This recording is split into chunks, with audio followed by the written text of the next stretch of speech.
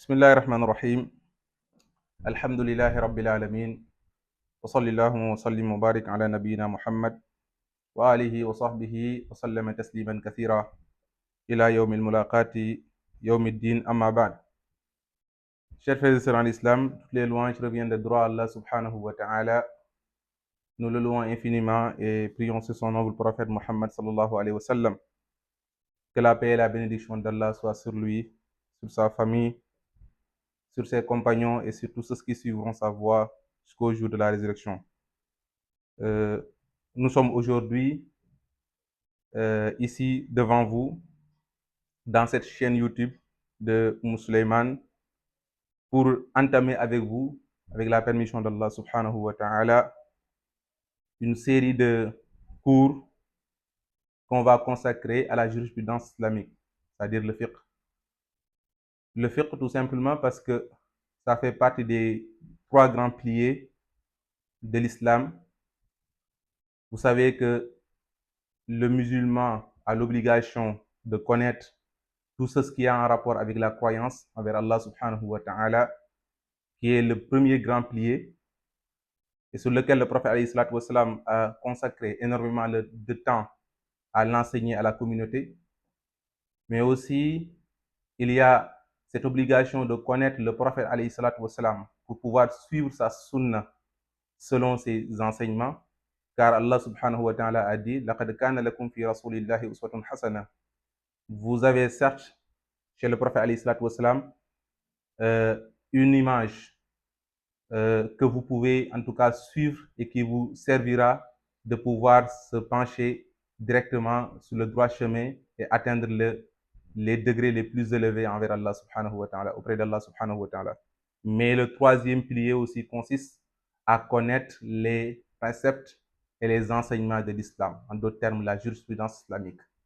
C'est pourquoi le Coran est là, la sunna du prophète alayhi salatu wassalam est là pour nous l'enseigner. Et le musulman se doit aujourd'hui de comprendre ces jurisprudences-là, c'est-à-dire comment il doit adorer Allah subhanahu wa ta'ala. Si tu dois prier, comment tu dois prier, comment tu dois faire le jeûne, ainsi de suite. Quels sont les actes qui sont des actes d'adoration obligatoires pour le jeûne, pour la prière, quels sont les actes surrogatoires, ainsi de suite. Toutes ces choses-là, le musulman aujourd'hui se doit de le connaître, mais de le comprendre même.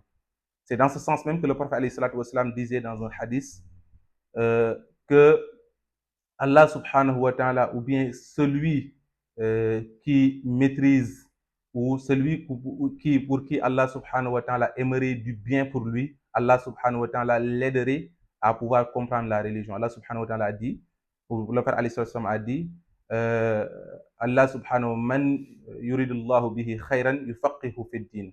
Le prophète alayhi salatu wassalam a dit, tous ceux pour qui Allah subhanahu wa ta'ala aimerait le bien ici-bas et dans l'au-delà, Allah subhanahu wa ta'ala les aiderait à pouvoir comprendre la religion. La compréhension de la religion est une condition nécessaire pour obtenir l'agrément d'Allah subhanahu wa ta'ala. Peut-être pas tout à fait suffisante, mais ça devient quand même nécessaire.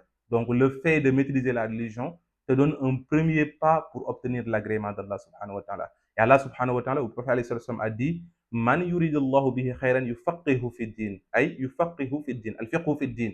Al-fiqhu fi din, c'est la compréhension de la religion, c'est-à-dire que tu le connais d'abord, tu connais les règles, tu connais le Coran, la traduction du Coran, la traduction de la sunna du prophète, mais au-delà même, tu comprends les règles même qui régissent l'islam, qui régissent la religion. Et c'est de ça partiellement qu'on va essayer d'étudier dans ce cadre de cette série de cours-là.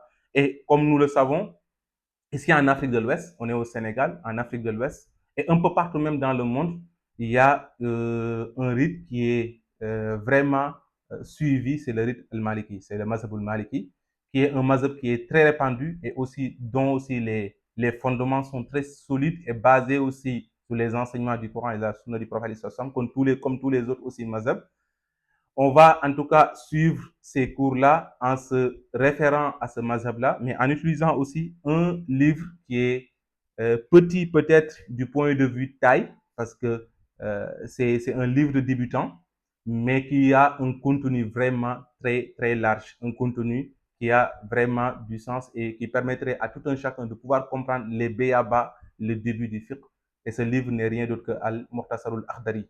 Donc, Al-Mukhtasar al-Akhdari va être notre objet, en tout cas, dans cette série de cours-là, qu'on va essayer, en tout cas, de parcourir ensemble, et qui est un livre de fiqh qui nous enseigne la purification d'un côté, mais aussi qui nous enseigne de l'autre côté aussi la prière. C'est les deux grandes, en tout cas, piliers, je dirais même un pilier, parce que la prière, c'est le premier, ou bien c'est le deuxième pilier de l'islam, mais on sait qu'on ne peut pas faire la prière sans pour autant être purifié, sans pour autant faire l'ablution, ainsi de suite. Et l'ablution constituant en tout cas une grande condition de la prière, donc on le détache comme étant une grande partie. Donc c'est les deux grandes parties que ce livre de Al-Mukhtasar al-Akhdari va en tout cas nous enseigner dans le cadre de ces séances de cours-là. Donc ce qu'on va faire, c'est que juste on va se donner rendez-vous dans une prochaine épisode où on va entrer ensemble à l'intérieur du livre et commencer à étudier les dires du Cheikh Abdurrahman al-Akhdari, qu'il a rédigé, qu'il a écrit, et franchement qui comporte énormément de sens, beaucoup de savoir, beaucoup de science à l'intérieur de ce livre-là. Si vous nous suivez dans cette chaîne YouTube de Sulaiman, Inch'Allah, dans les prochains épisodes, vous allez conclure avec nous, ou bien apprendre avec nous ce livre qui comporte énormément de sens et d'enseignement. Nous prions Allah subhanahu wa ta'ala de nous compter parmi ses bons serviteurs. On se donne rendez-vous à un prochain épisode. Wa sallallahu wa sallam ala nabina Muhammad wa alihi wa sahbihi wa sallam. Assalamu alaikum wa rahmatullahi wa barakatuh.